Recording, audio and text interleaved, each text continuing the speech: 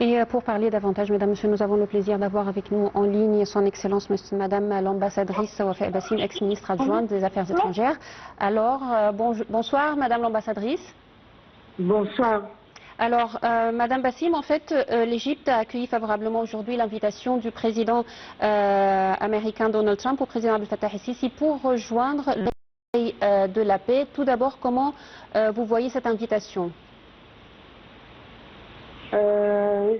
Certainement que cette invitation est une invitation logique en vue du fait que les accords de paix ou de cessez-le-feu ont été signés en Égypte, à Sharm el-Sheikh, après des efforts assidus de la part de l'Égypte tout d'abord et ensuite avec ses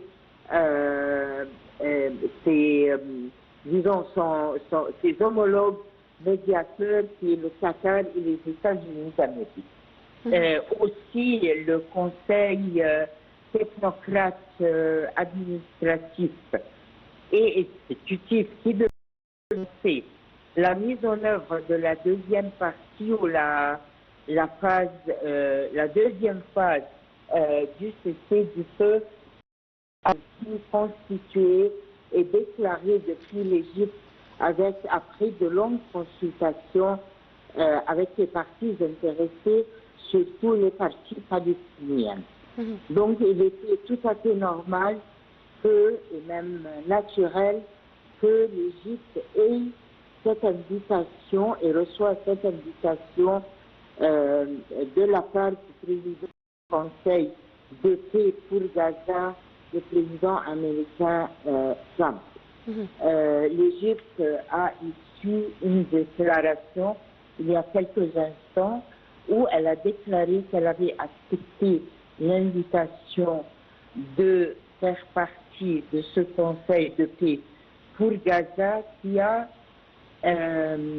disons, premièrement et à grande priorité la mise en œuvre de la deuxième partie, de la deuxième phase du plan de paix ou du cessez-le-feu. L'Égypte aussi s'est jointe à une déclaration multilatérale de la part des pays arabes, mais aussi comme l'Émirat, le Qatar, le Bahreïn, l'Arabie saoudite. Hier aussi, il y avait le Maroc, mais aujourd'hui, dans cette déclaration multilatérale, il y a aussi le Pakistan et la Turquie. Ces pays vont bientôt faire membre du Conseil de la paix pour Gaza dès qu'ils ont complété les procédures administratives et légales qu'il faut compléter et faire selon les régulations internes de chaque pays. L'Égypte va commencer. Oui. Alors, dans cette voie-là. Oui. En fait, aujourd'hui également, communiqué du ministère des Affaires étrangères, l'Égypte a également affirmé la poursuite des efforts, bien sûr, en coordination avec les États-Unis pour consolider de cesser le feu. Alors on a précisé également quelques points très importants: l'acheminement sans entrave de l'aide humanitaire, le déploiement de la force internationale de stabilisation et également le travail du comité national chargé de l'administration. Alors des points précis concernant le futur en fait de l'application de l'accord de cessez-le-feu. Oui, justement, maintenant, disons que la première priorité c'est l'acheminement de l'assistance humanitaire et de secours. Et si vous voyez dans le communiqué égyptien, sans restriction et sans limite. C'est très clair. Et puis viendra tout le reste, puisqu'on n'est pas encore sûr de l'institution de la force internationale de stabilité. Il faut aussi voir si très bientôt le comité national d'administration de Gaza va être va avoir la permission et la possibilité sur le plan pratique de remplir ses fonctions.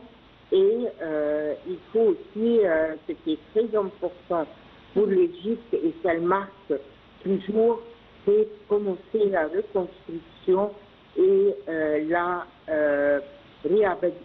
réhabilitation précoce dans toutes les régions du district de Gaza pour que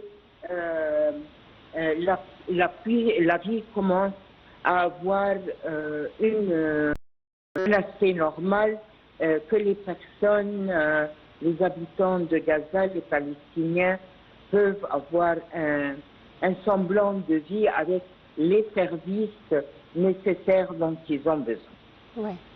Alors, Madame Wassim, en fait, aujourd'hui, au cours de sa rencontre en marge du forum de Davos avec le président Abdel Fattah el-Sisi, le président américain a parlé bien sûr du rôle que joue l'Égypte pour la guerre à Gaza, pour parvenir à la paix à Gaza, mais aussi des différentes questions régionales. Il a parlé du rôle important que joue l'Égypte pour la stabilité et la paix dans la région.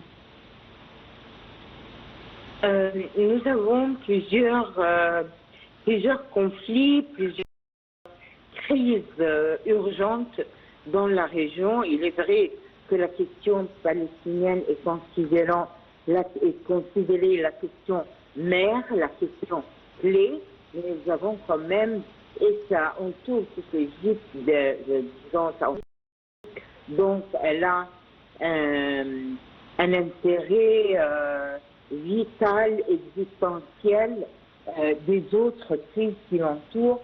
Nous avons le Soudan, et là aussi le président Trump, il essaye de jouer aussi pour apporter l'accalmie et un cessez-le-feu et arrêter ou remédier à l'état humanitaire extrêmement tragique qui existe au Soudan, surtout dans la région de Darfour. Nous avons les problèmes en Syrie qui voient en ce moment-là beaucoup de troubles et aussi où il y a des efforts, que ce soit américains, internationaux ou européens, mais aussi régionaux, pour essayer de porter la calmie. Il y a de nouvelles que nous espérons optimistes qui viennent de Damas. Disons que l'intégration a été acceptée des différentes parties et il reste maintenant de voir comment sera la mise en œuvre. Le Yémen aussi est une source d'inquiétude et d'inquiétude disons, croissante, puisque il implique la sécurité à Bab el-Mandab et à la mer Rouge. Et là, l'Égypte est directement impliquée et impactée à cause de l'usage du canal de Suez. Et c'est certainement les aspects que le président El-Sisi a pris aussi et a discuté avec son homologue américain lors de leur rencontre, comme il l'avait fait pendant son discours devant Davos. Ouais.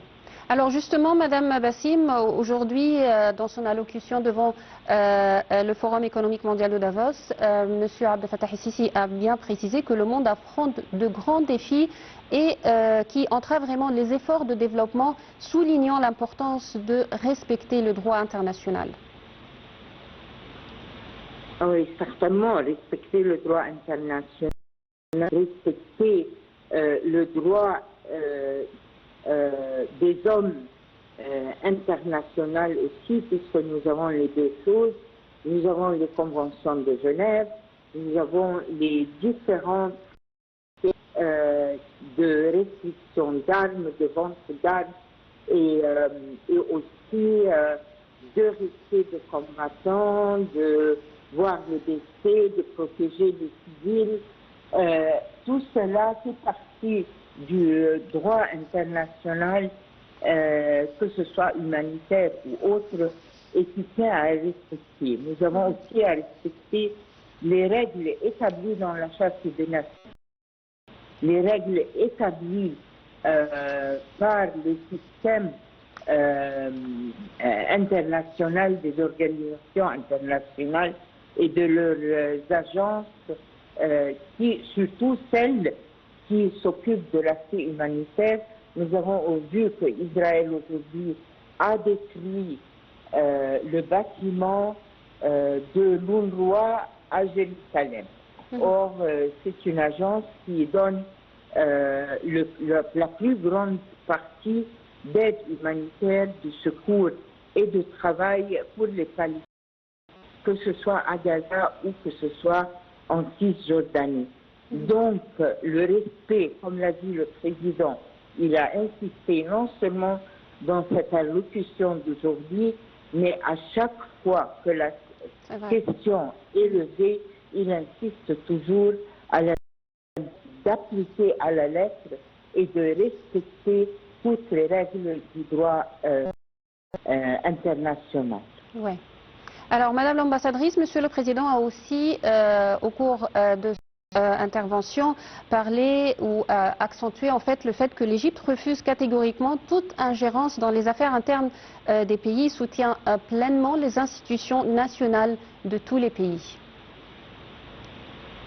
Oui, certainement, et cela se rapporte certainement à la reconnaissance de 3 pays ou de 2,5 comme les appelle de Somaliland, ce qui veut dire qu'on intervient dans la gérance interne, l'unité territoriale, les aspects de souveraineté de chaque État.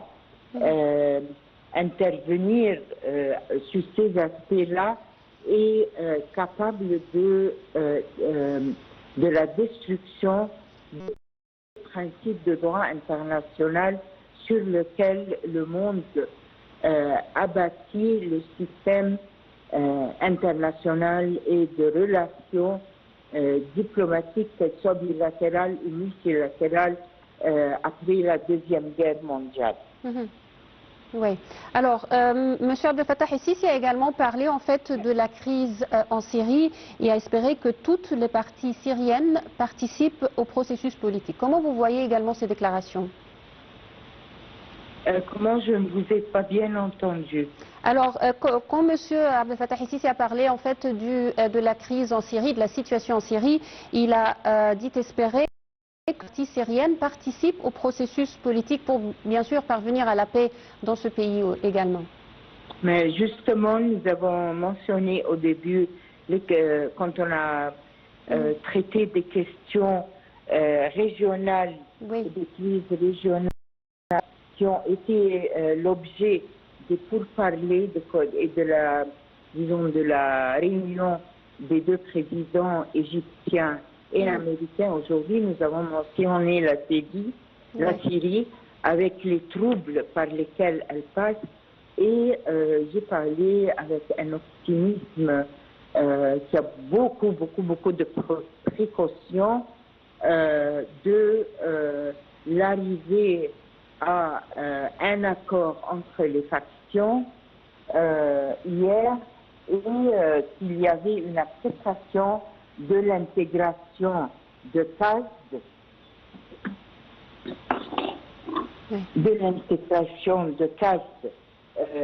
dans le processus d'intégration de Syrie et de d'unification de la Syrie, tout en espérant que la mise en œuvre, il ne suffit pas d'accéder à des accords, mais il faut les voir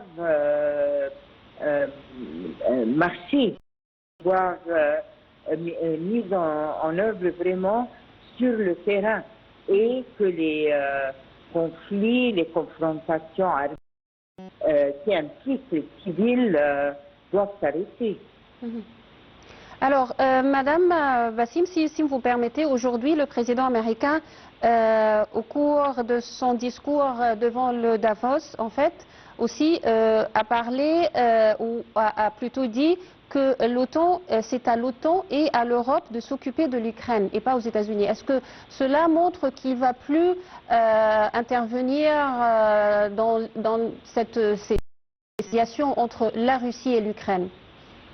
C'est très difficile de savoir vraiment quel est le sens de cette déclaration, puisque dans une autre partie, il a parlé des grandes pertes humaines entre la Russie et l'Ukraine, les sommes astronomiques d'argent qui ont été dépensées, les vies, les destructions et l'importance que tout cela s'arrête, et que s'il était là quand la guerre a commencé, elle n'aurait pas eu lieu. Vraiment, c'est difficile pour le moment de savoir est-ce que va lever la main tout à fait et laisser l'Union européenne ou les Européens avec l'OTAN résoudre ça, mais la question se pose. Les États-Unis d'Amérique sont le membre le plus important de l'OTAN. Oui. Alors comment l'OTAN sans les États-Unis d'Amérique avec l'Europe, qui est aussi pour la plupart fait partie de l'OTAN, comment ils vont résoudre sans la présence ou sans l'engagement américain? C'est très difficile de trouver une interprétation, au moins pour le moment, de la déclaration du président. Oui, alors Madame Bassim, si vous me permettez, c'est juste pour dire que maintenant on voit ensemble en direct en fait une nouvelle session du Forum économique mondial qui regroupe des hommes d'affaires avec le président américain Donald Trump. Alors Madame Bassim, si vous me permettez, alors Davos, plutôt c'est un forum, comme on vient de dire, économique. Alors des questions économiques importantes également ont été élaborées par Monsieur le Président Abdel Fattah el-Sisi. Il a parlé également des efforts déployés dans le domaine économique et des efforts pour améliorer le climat des investissements.